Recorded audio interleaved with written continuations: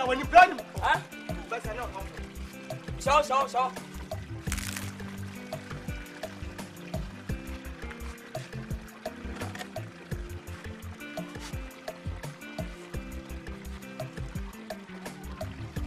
Kama nje ba on pe.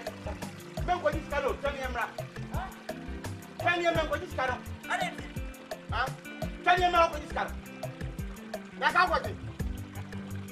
Ha? mo wechikala Tan yemra ko. Bo se aya mana aya ma ja. Ko.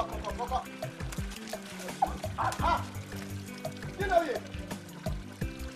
Ha? Ano ko.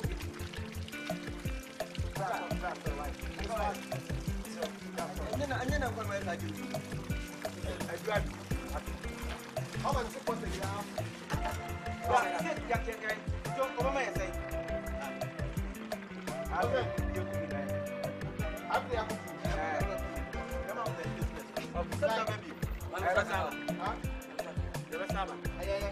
Usawa jana yimide. Yambo. Ayama baby. Ubie mo ubie. Ubie. Da tu man. Ko hwe kom na dawo dikani mu. Yako. Yo ya stress.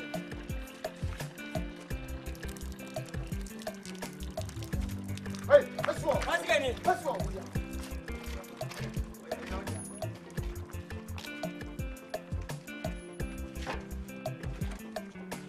Ana kaki ya ba.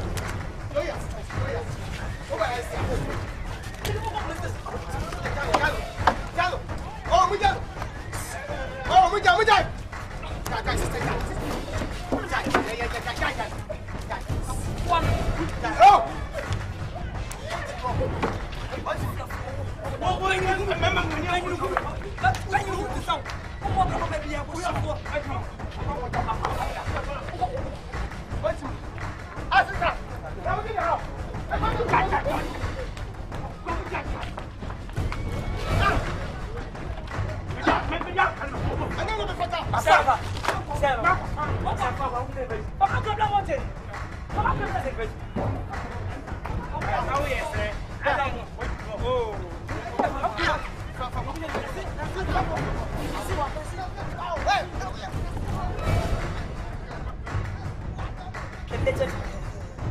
ya kwasi.